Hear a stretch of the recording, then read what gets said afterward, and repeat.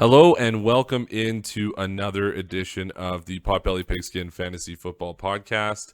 My name is Liam Schneider. I am joined by Graham McCool again tonight. Unfortunately, no Zach tonight, but hopefully we'll see him again next week. We're gonna get to the. Who knows? I don't know.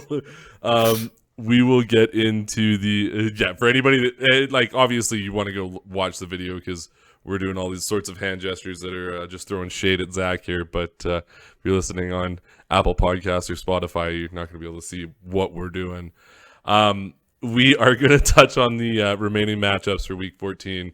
Also, get into our start sits of the week and just finish off with our bold prediction. And I'm not going to lie, our bold predictions haven't been super on target.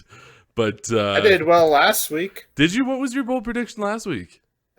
Two top 15 from Detroit. I don't think it quite panned out, but it was pretty damn close. No, and bold prediction. The fact that they had two receivers that had very good, relevant fantasy weeks was honest to God. You could have said that, and I would have been like, not a chance. But anyways. They haven't had two top 15 probably all year. This is true. All right, so looking at some news, there is actually some pretty decent tidbits of news from today. Saints placed Mark Ingram on the reserve COVID-19 list, so not expecting him to play this week. James Robinson, heel and knee injury, so he was limited on Wednesday. Allen Robinson he put in a limited practice.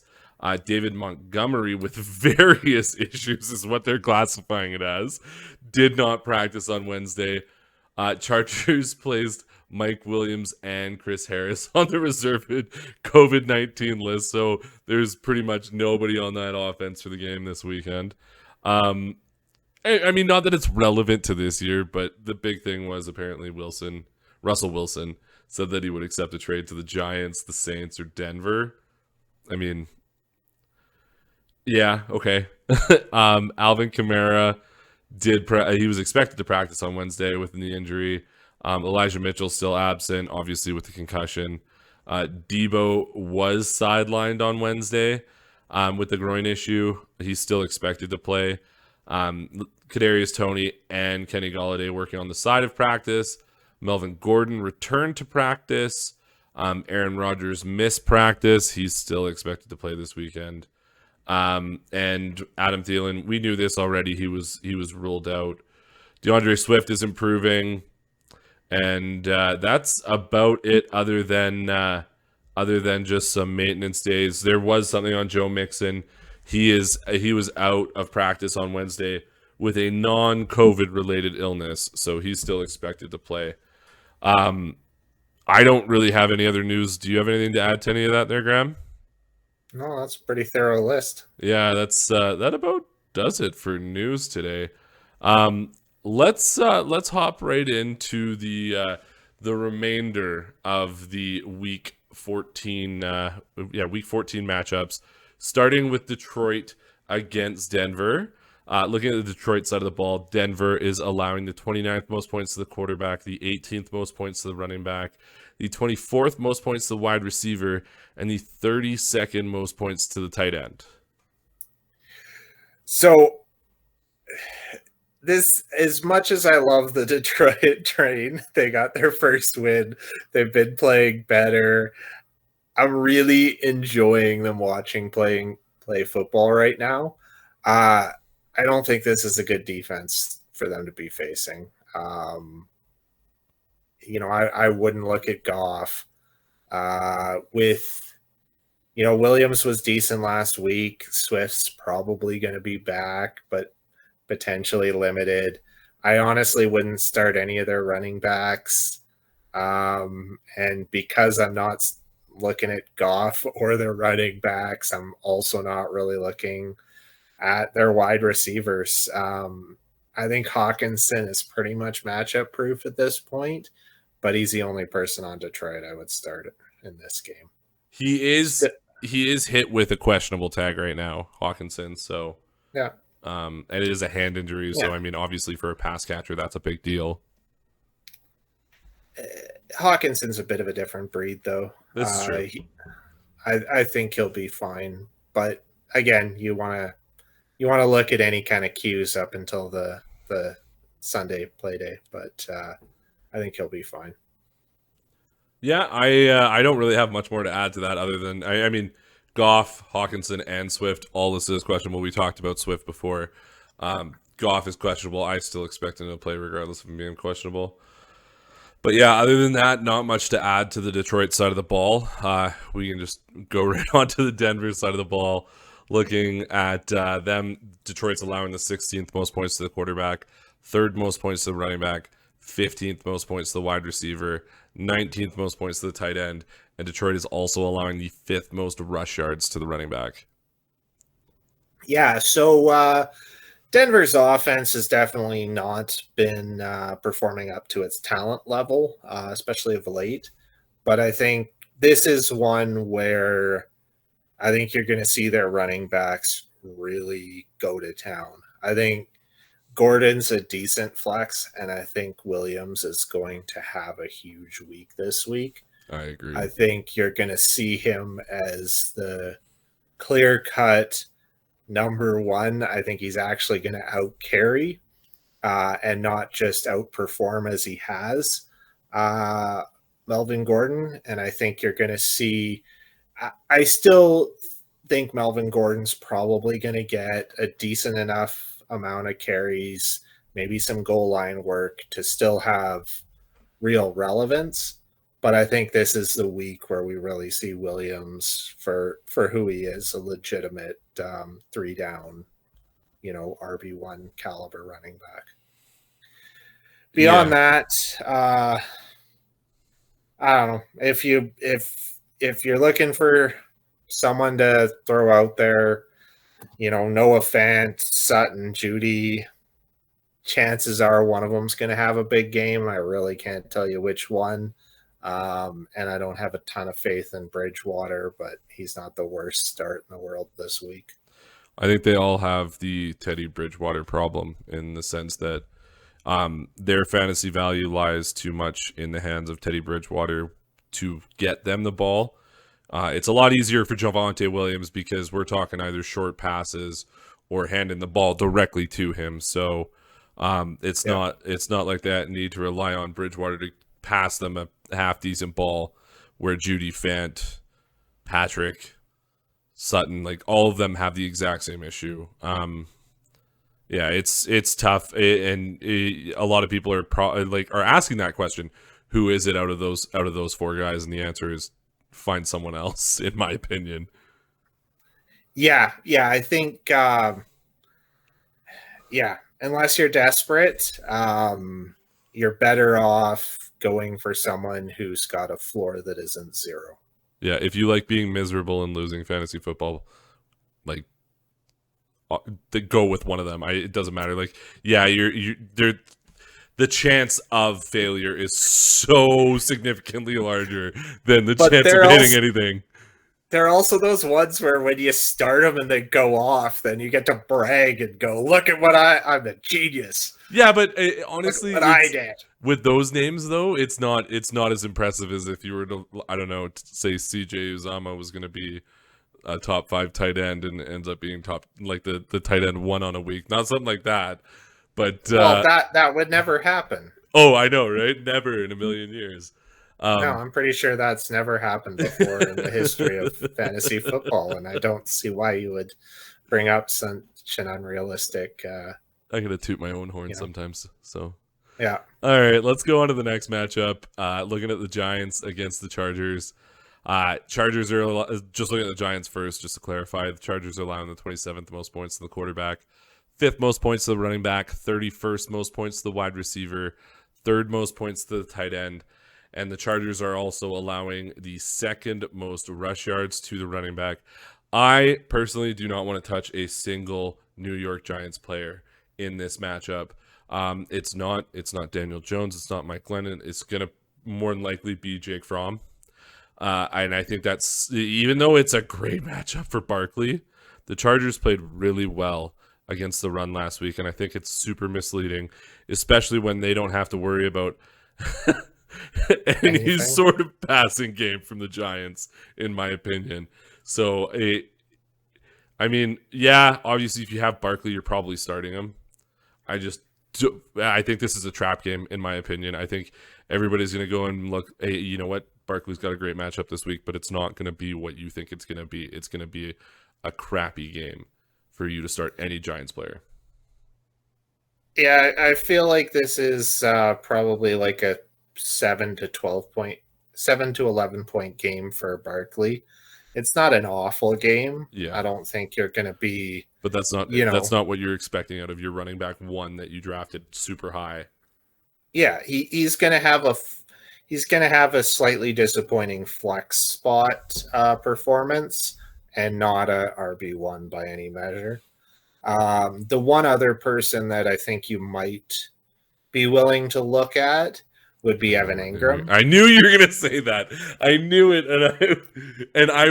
I thought the same thing a couple times, but I don't know what the Jake Fromm effect's gonna be. It's I mean, obviously it's a very tough to call. I mean, he might decide he's Joe Flacco and just start heaving bombs down the field. He might play conservative, but I think chances are the Giants are going to try and run the ball. They're probably going to fail at that. So there's a good chance he's going to probably be looking at some short throws, and that's going to play into Evan Ingram's pocket. And I mean, it's a game that everything says you should go towards him. I would hesitantly, but I think he's about the only pass catcher on that offense right now that I would even remotely think has a chance of, giving you anything. And yeah, it's a tight end. Yeah. Let's look at the Chargers side of the ball, which to me it's just as appealing as the Giants for different reasons. But the Giants are allowing the 21st most points to the quarterback, 10th most points to the running back, 9th most points to the wide receiver, and 21st most points to the tight end. This is probably going to be a Guyton and Cook week because there's going to be no Williams. There's going to be no Keenan Allen. And Eckler's probably going to get a ton of work too because, I mean, it's not a great matchup, but the fact is, I say it's not a great matchup. 10th against 10th most points of running back is still a really good matchup. But for just Eckler, it's a good matchup for Eckler. But I'm thinking even more so in the sense that their next two of their top three weapons are out this week, in my opinion. Herbert is considered a weapon himself too, but I'm talking about two of his top three weapons. So Eckler's going to be great. Guyton to me is a really solid flex candidate this week, and Cook in a terrible tight end landscape, and the fact that they don't have as many weapons, there's just more opportunity for him this week. So I think he is definitely a good stream candidate this week at tight end. I'd agree with all of that. Yeah, and also start the Chargers defense. All right.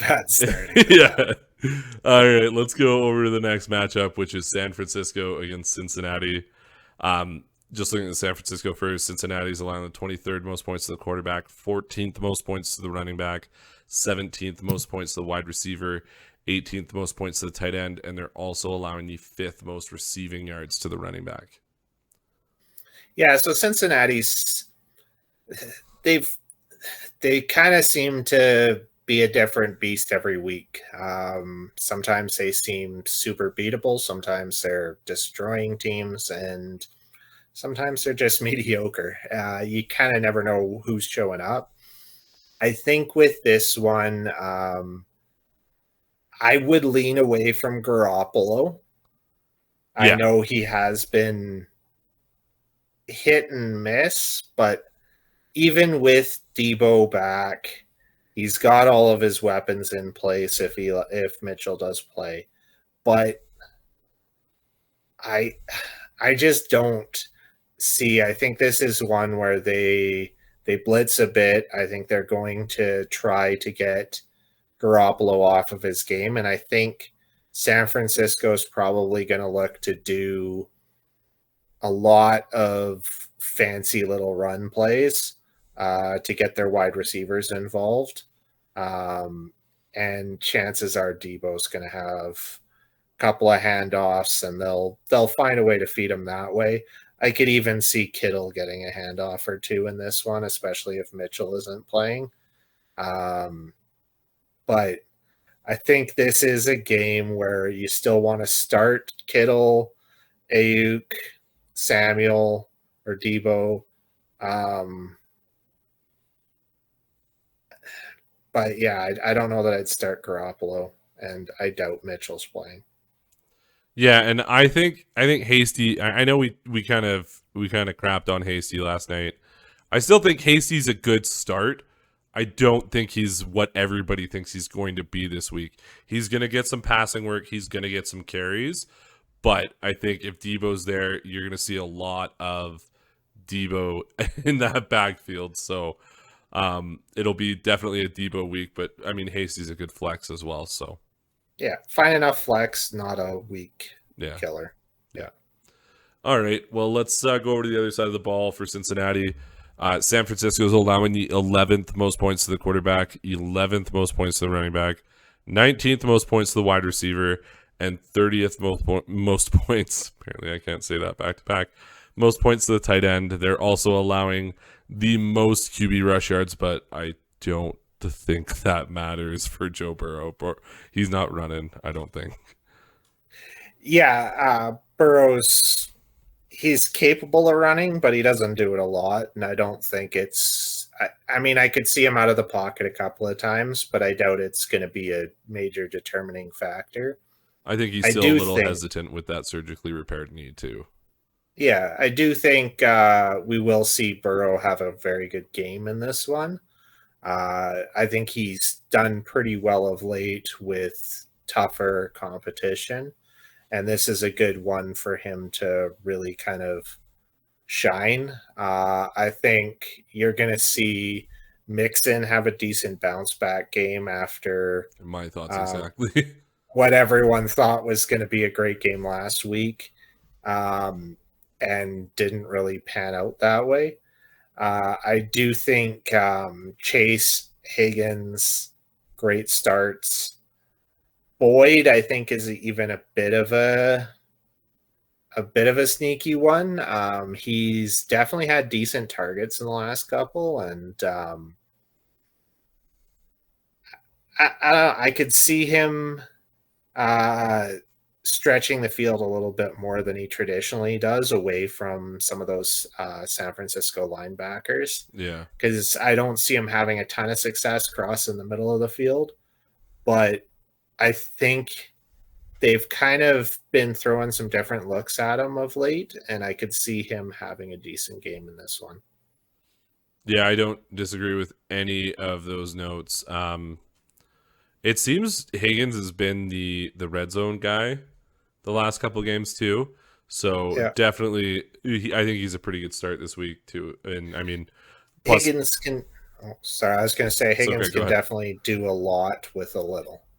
Yeah, he's a big athletic guy. So yeah, and then plus matchup for Mixon this week.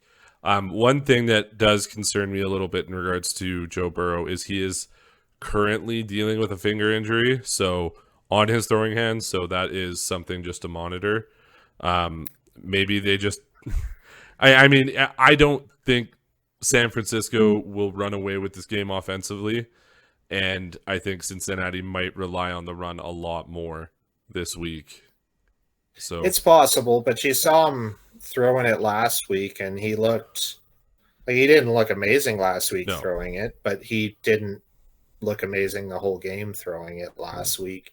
But I mean, last week was a shootout too, right? Like last week was against the Chargers. San Francisco's not going to put up the points that the Chargers put up last week. No, but I'm just saying he looked fine enough, and that was a much fresher injury. That's true. Last week. So yeah, I get that it's on his throwing hand. It's of concern, but he's practicing. He's using it. I don't think it's as bad as people are are worrying. All right, well, let's move on to the next matchup, which is actually a kind of exciting matchup for the week. We got Buffalo against Tampa Bay. Looking at the Buffalo side of the ball, Tampa Bay is allowing the 20th most points to the quarterback, 28th most points to the running back, 21st most points to the wide receiver, and 12th most points to the tight end. This is, I mean, it's tough. Everybody's super disappointed in what happened with the Bills offense last week, but New England's defense is a lot better than Tampa Bay's defense, in my opinion. And that was a terrible weather game. So forget about it. Josh Allen's going to be fine. When it comes to who is the running back, it's the same thing as Denver's wide receiver question. Who's the running back in Buffalo? The answer is don't start any of them, apparently, because Breida is one mistake from being benched. Moss isn't great.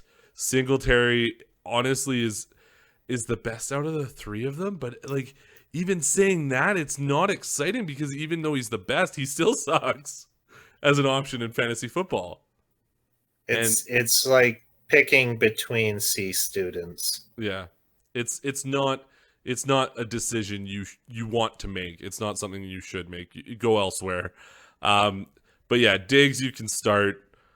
Not super confident. Gabriel Davis seemed to be pretty involved last week, and I was really hoping he was going to take that spot of the wide receiver 2 this week. So I'm interested in keeping an eye on him because I think he could. He's talented enough that he could overtake both Beasley and Sanders, in my opinion. And I really think that if he does take that next step, especially in this kind of offense, he's somebody you want to have on your roster. Dawson Knox put his game away last week as well. This is a good matchup. This is somewhere where you're going to want to start him.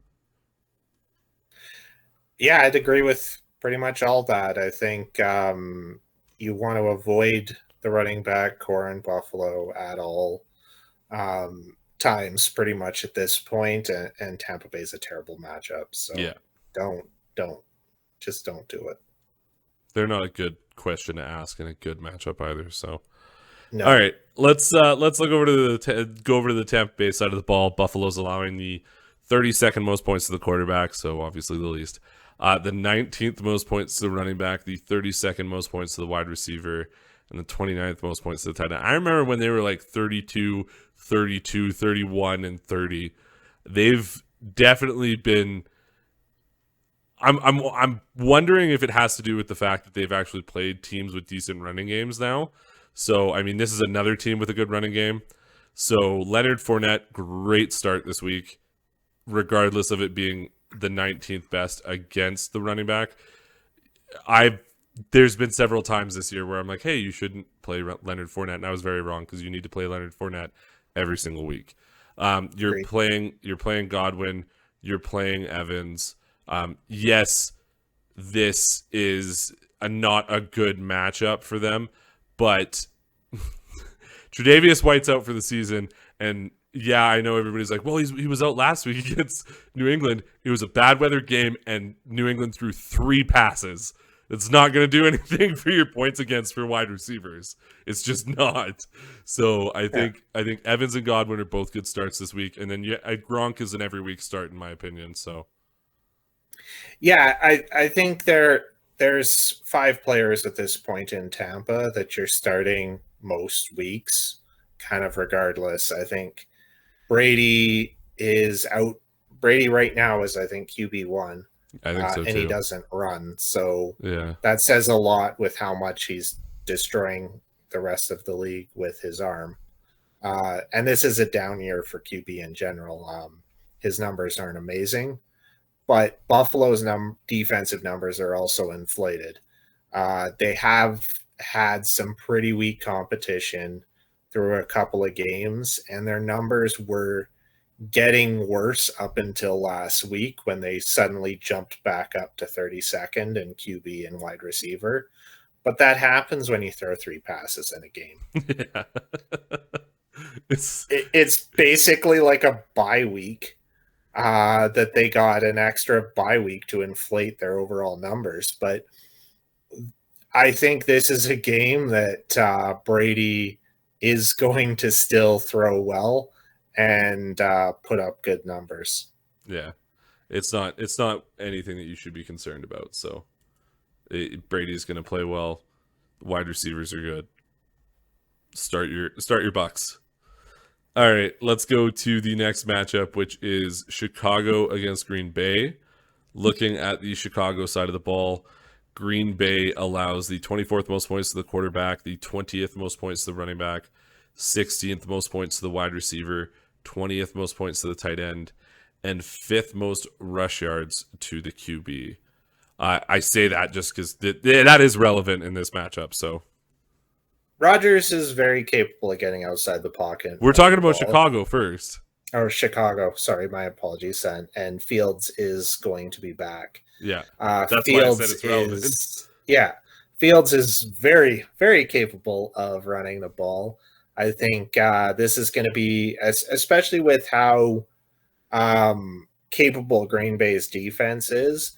I think this is one where we're going to see him on the move quite a bit. There's a good chance Montgomery's not going to suit up, which I don't think is terrible. Herbert was Very good. very, very good when he was down earlier in the year. So I don't think it's as massive of a hole as it would be for some teams with a number one guy going down of Montgomery's caliber. But I think you're going to see Fields on the move a lot. I think you're going to see Chicago probably try to get a little bit fancy at times, just to try and. I mean, this is a big game. It's a division game at Chicago Green Bay.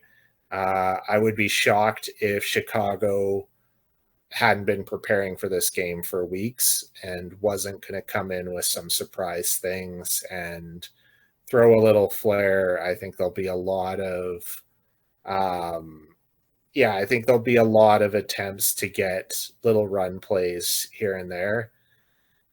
Mooney, I think, is a good start this week. He seemed to have a phenomenal connection with Fields before Fields was out. And I think despite this not being the most amazing matchup for a wide receiver one, whether or not Mooney actually gets top corner duties is hard to say. But I think this is a good game for him. I think this is a game where Mooney's going to severely disappoint a lot of people because Jair Alexander is back. He has been out since week 4. He's going to be matched up against Mooney. He is that's why I said very good corner. And I made note of that. Jair Alexander isn't as great with short stuff and across the middle. He's more of an outside corner, outside receiver corner.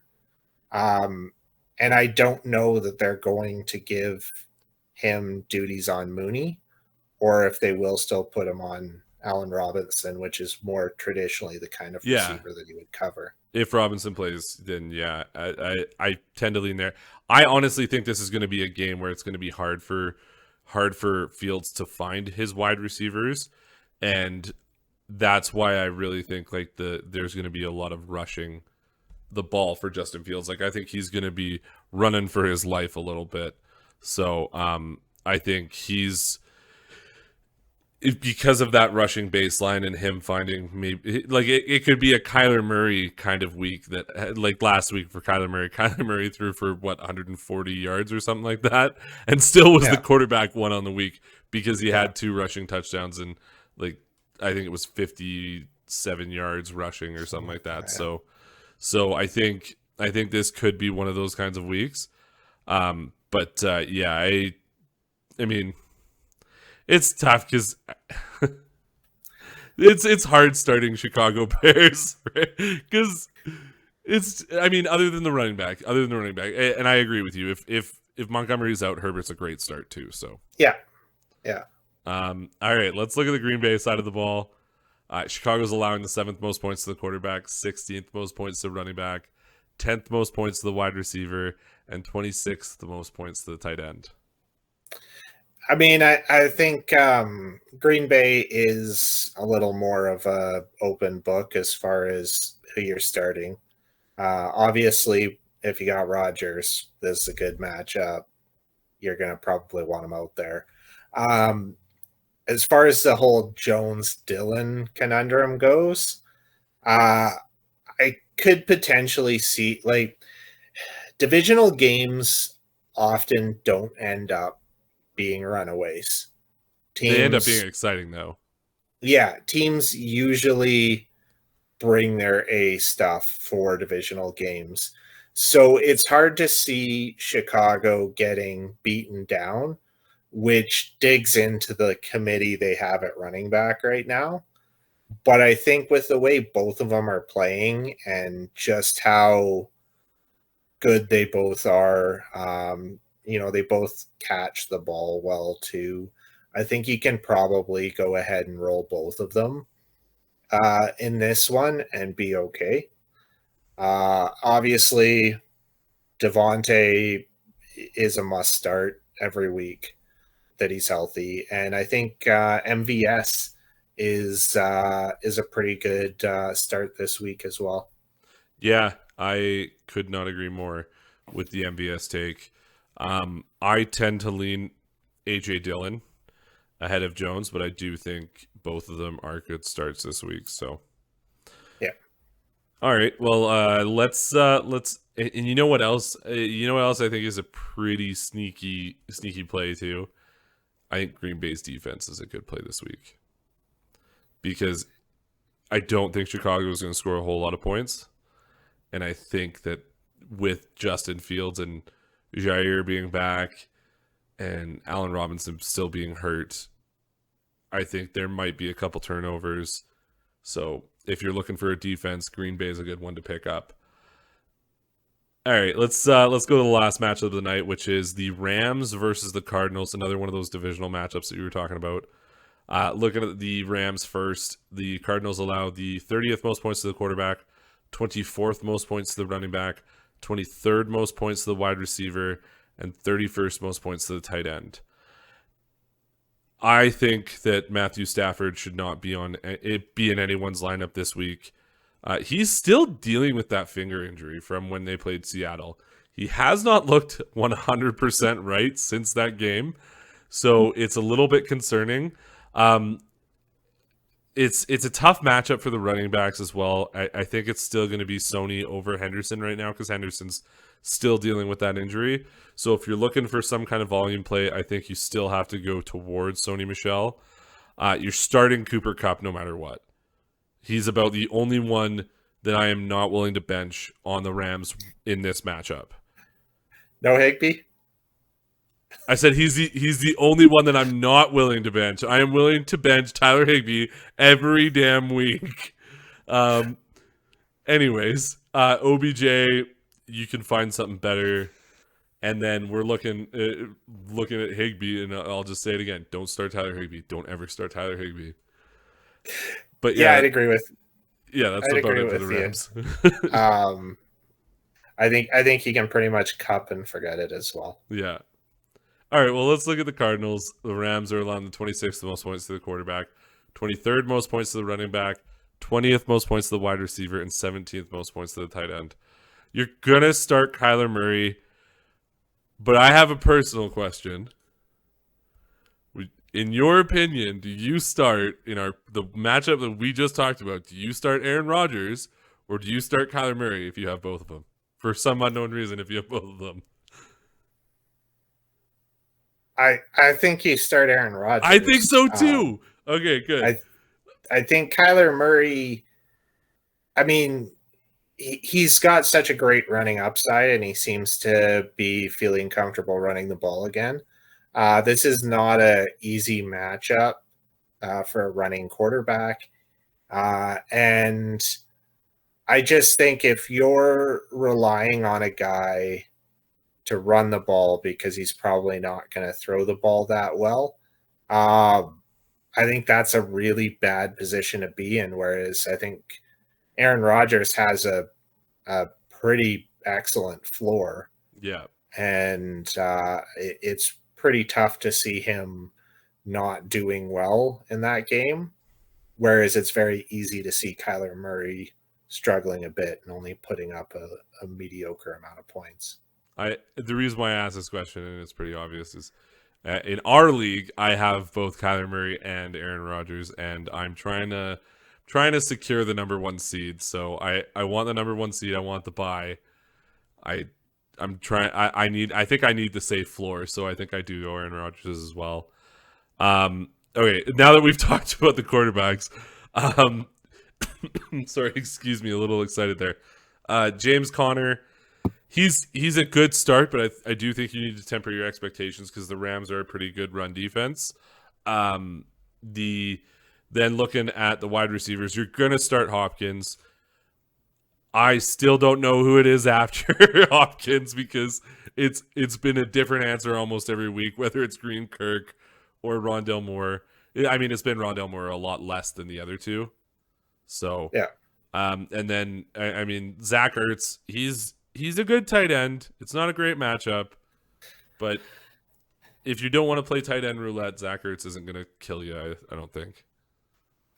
Well, I mean, Zach Ertz, he could get you 20. He could get you one.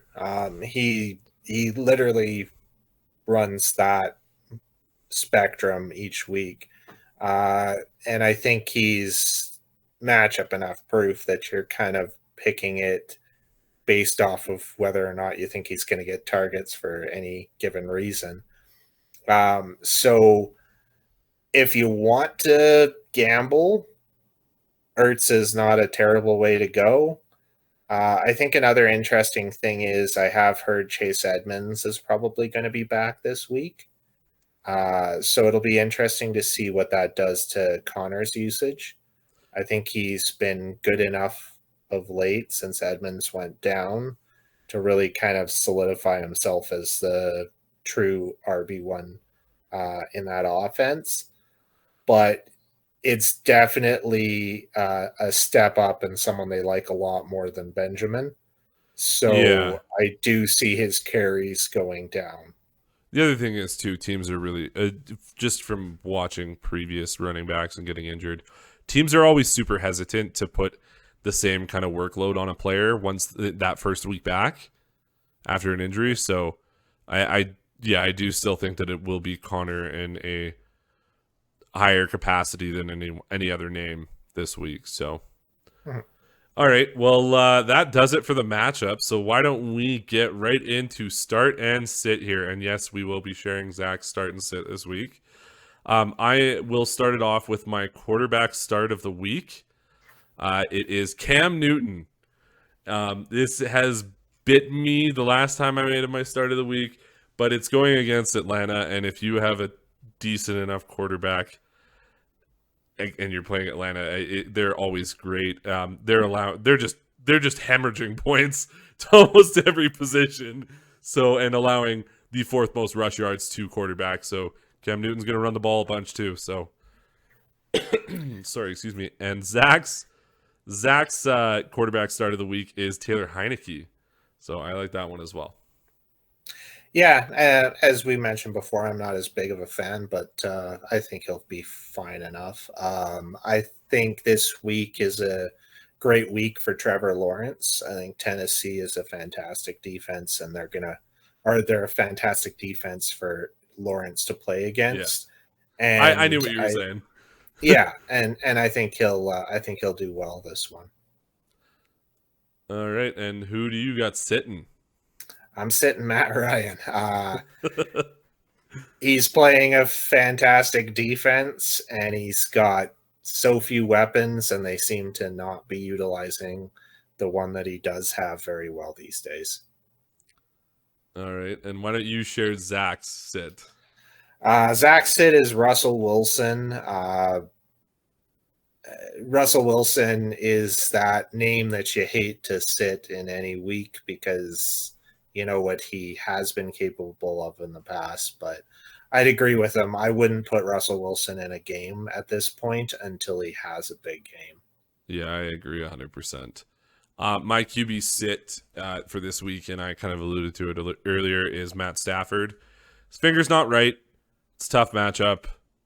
Not looking to start Matt Stafford this week. All right, so for running backs this week, I am again starting Javonte Williams this week. I honestly, and I didn't say anything when we were talking about it, when we were talking about the Denver matchup earlier. It has been a 50-50 split with him and Melvin Gordon this year. I think we're probably going to see a more 75-25 going into this week if Gordon is back. I honestly, based off of everything Javonte showed us last week, he was getting the ball and he was hitting the line really fast. He looked very shifty. He looked really good. I know that there was that his touchdown last week that he scored was the most ridiculous thing I've ever seen. I thought the play was over. The way the defenders and everybody else was like, did they blow the whistle? And then he just ran into the end zone. They're like, touchdown, Javonte Williams. They're like, what? That play wasn't over? So, I mean, he's a good start this week. I think he's going to get the bulk of the carries. It's a good matchup. So, Zach's start is Chuba Hubbard. Good matchup again, hemorrhaging points, Atlanta. So, I have to agree there. Yeah, good chance they're playing with a lead. Yeah, can't argue.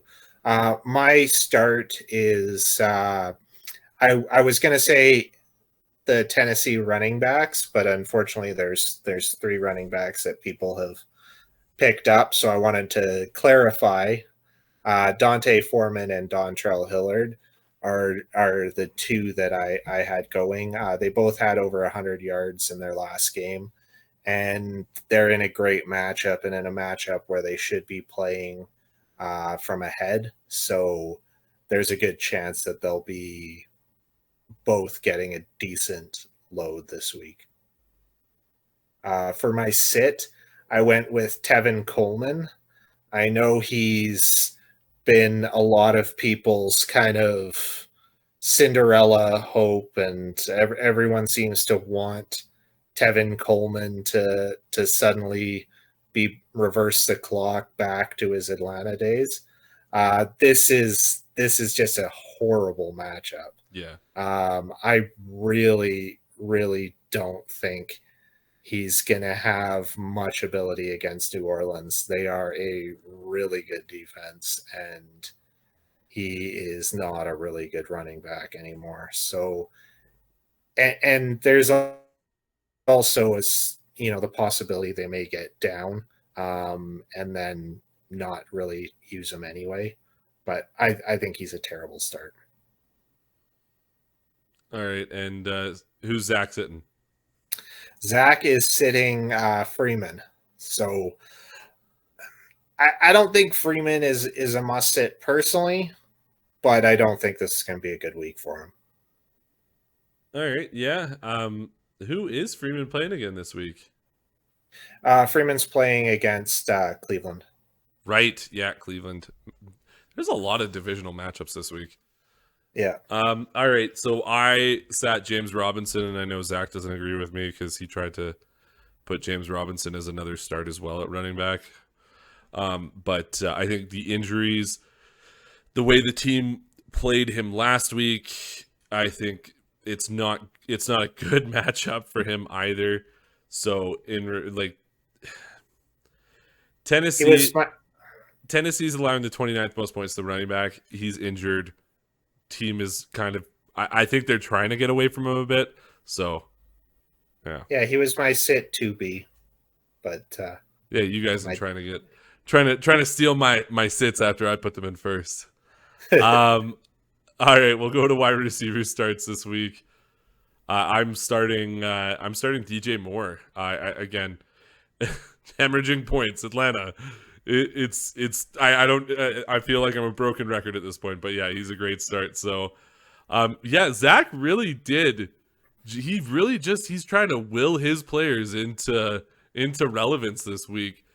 His start is Amari Cooper. I mean, I don't disagree with it. It's a good matchup for the wide receiver for Dallas. So yeah, I mean, he's a good start this week.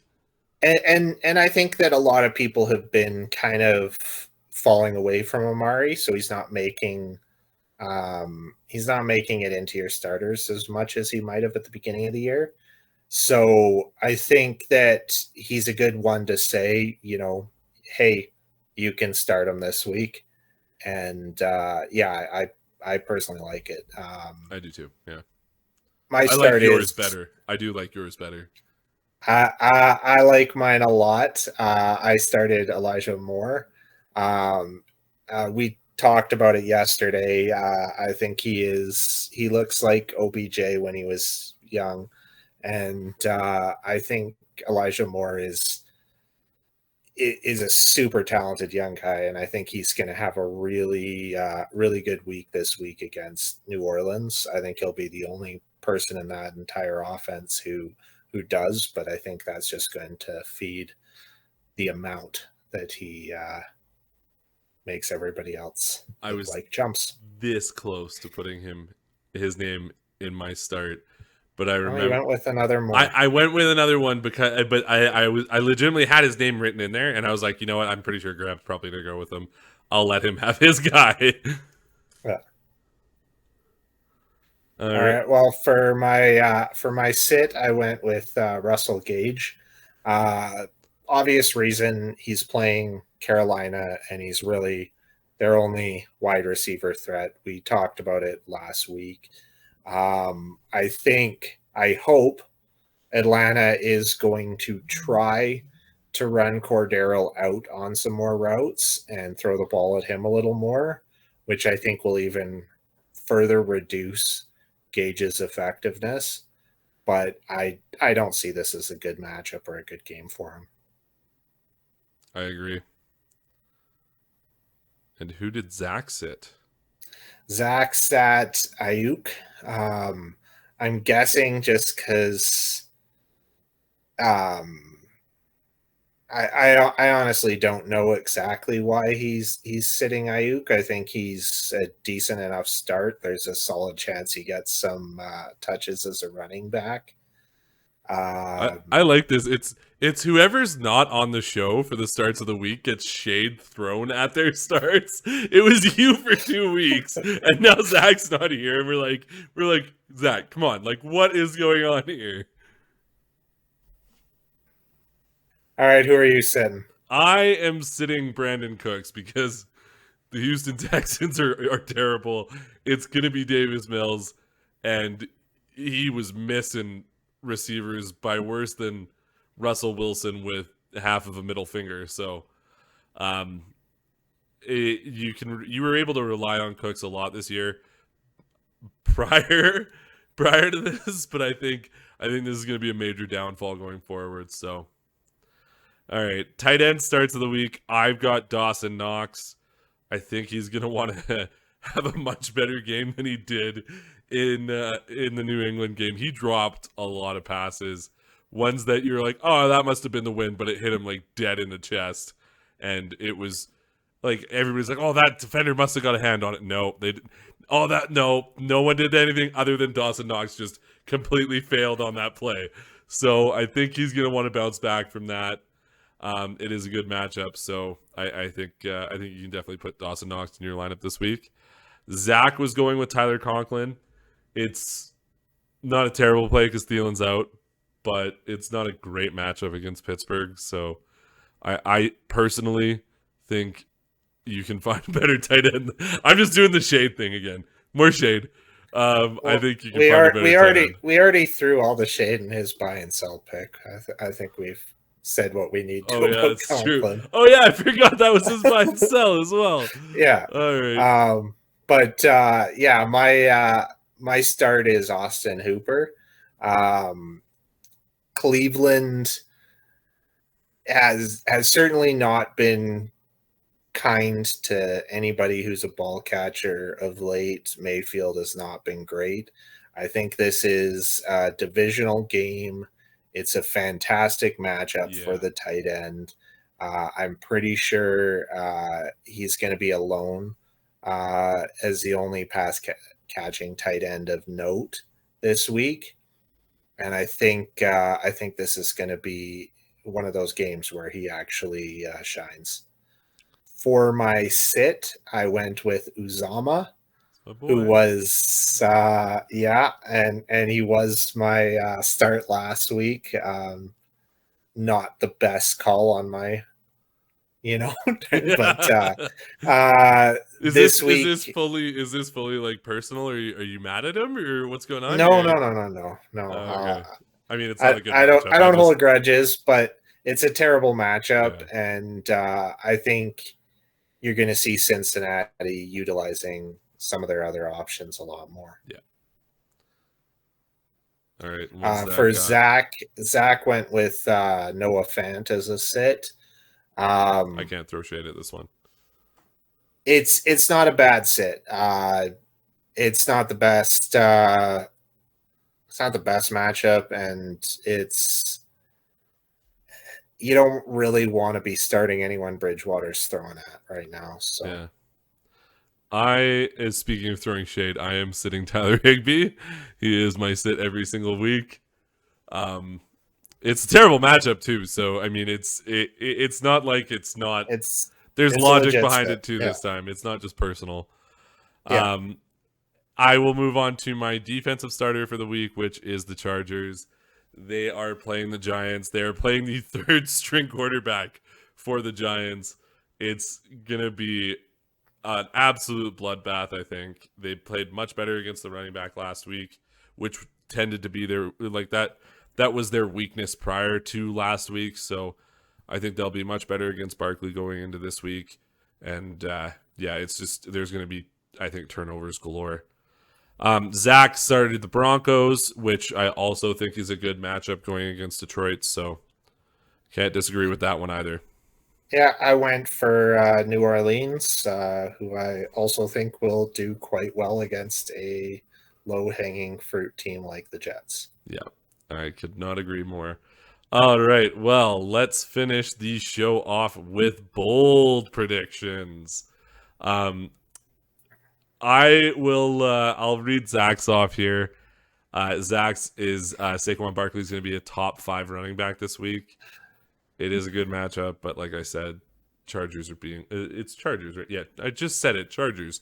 Chargers are playing much better against the running back, and the rest of the offense is going to falter. So He's going to be running against a stacked box. I think I it's don't very think bold. It is definitely bold because of it's all of super the bold. everything. Honestly, is pointing against that not happening. So Yeah, it's an extremely bold. I think he's the boldest of the three of us, to be honest, and yours is pretty bold too. yeah. But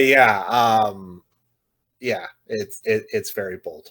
All right. Well, seeing as you already alluded to mine, I will go with mine. Debo is going to lead San Francisco in carries, and I said we were talking about this before. I said he's going to be a top 10 flex because obviously he's not going to get running back eligibility, but I'm saying because I honestly think he could be a top 10 running back if he had running back eligibility for this week. So I think he's going to be a top 10 flex, which means he's going to be in the top 10 of we're talking wide receivers, running backs, tight ends. So I think that's pretty bold. It's an even bold. Yeah, it's much bolder than saying he's going to be a top 10 running back.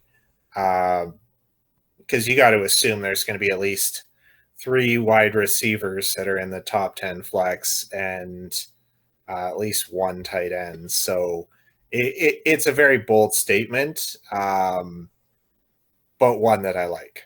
Nice. I'm glad. For mine, I think I went with the softest of the 3 of us, It's still but bold. It's bolder still than a bold. lot of the other ones that you've had this year. So It's still bold. Javonte Williams is a top 5 running back this week. He's a guy who, I mean, obviously last week he looked like he could easily be a top 5. He's got a good matchup. Melvin Gordon is coming back, and you said it 50-50. I think it was probably more about 55-45 in Gordon's favor before he went down. So it's certainly possible that they're going to give Gordon a decent amount of carries. I think there will be a lot in this game, and I think with the way Javonte has kind of outshined him and Gordon just coming back, I think this is a game where you see a heavier workload go his way, and he's going to have a great chance to kind of prove himself with Gordon in the lineup. Yeah, and I think it is bold. Like it's bold because you're saying he's going to be a top 5 running back with Melvin Gordon being back. So definitely bold. All right, well that wraps it up for tonight. So thank you everyone for listening or watching, depending on what you're doing. Don't forget to subscribe to the channel. I honestly should just write this out as a script because it's the exact same thing I say every night. Don't forget to subscribe to the channel. You can also listen to us on Apple Podcasts and Spotify. And if you have any questions, don't hesitate to send us an email at potbellypigskinfantasyfootball@gmail.com. All right. Well, good night, everyone. And hopefully your team wins this weekend. And good luck in playoffs, too. So, all right.